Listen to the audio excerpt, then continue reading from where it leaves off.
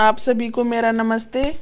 आज मैं आपके लिए इनालसा प्रोडक्ट के बारे में बताऊंगी। ये ब्लेंडर है, मेरा हैंड ब्लेंडर।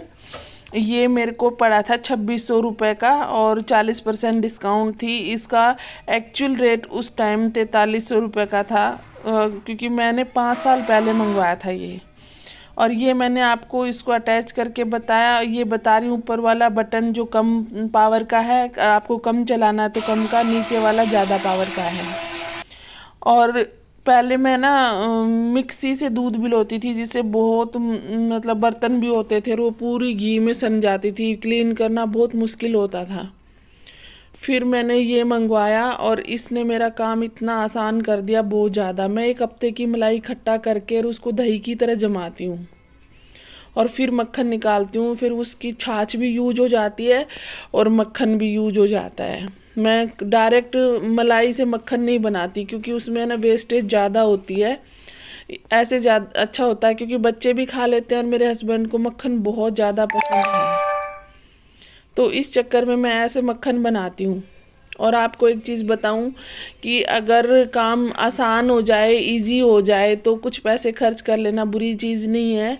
मैं सिलाई का भी काम करती हूँ, तो मेरे पास इतना टाइम नहीं होता कि भाई मैं हर काम मैनुअली करूँ। तो उस चक्कर में मैं कुछ प्रोडक्ट मेरे हस्बैंड हेल्प करते हैं और मेरी बात को समझते हैं कि भाई इसको ज़रूरत है इस चीज़ की, तो वो मेरे को कभी मना नहीं करते, मंगा के देते हैं मुझे। और फिर मैंने मक्खन निकाला था। पता है, बचपन में मैं सोचती थी कि मेरी माँ ना खेलती है ऐसे बोल बना बना के मक्खन का।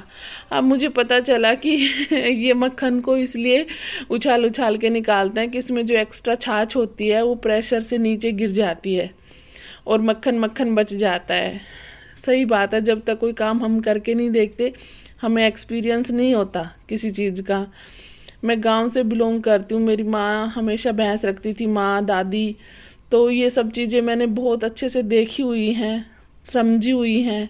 तो अब पता चलता है मेरे को कि ये चीज़ें इसलिए थी क्योंकि ये काम बड़े ही करते थे। ये देखिए, मैंने छाछ बना दी और मक्खन भी निकाल दिया है। और अब इसको प्रेस कर करके जो एक्स्ट्रा छाछ थी वो मैं निकाल दी थी।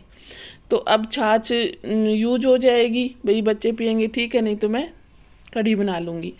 मेरे 5 सालों में एक दिक्कत हुई है इसमें कि मेरे 2 बटन थे इसके, जो मैंने अभी अंगूठा दे के प्रेस करके इसको निकाला ना ब्लेंडर के पार्ट को, वो टूट गए हैं। जो वो बटन थे ना, देखो छेद दिख रहा है ना गोल गोल, इसमें बटन थे 2।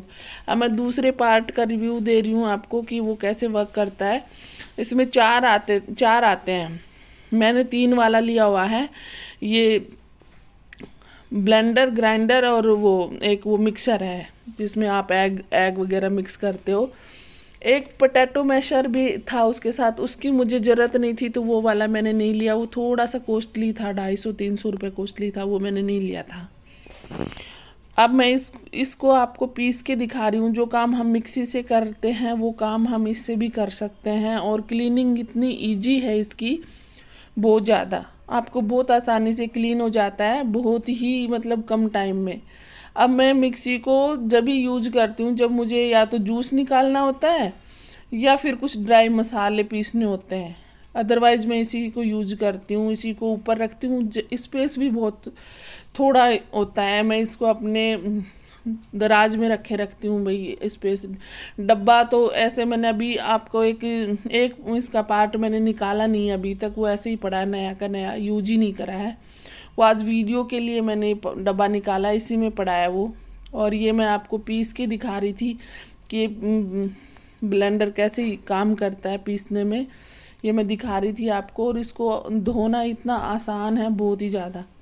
और एक चीज़ और बताऊँ, मैं मिक्सी जैसे बिल्कुल वो बारीक कर देती है ना मसाले को पीस के, ये हल्का सा दरदरा रखता है, तो उसमें खाने में टेस्ट और ज़्यादा बढ़ जाता है। बिल्कुल पीसता नहीं है, हल्का दरदरा रखता है ये।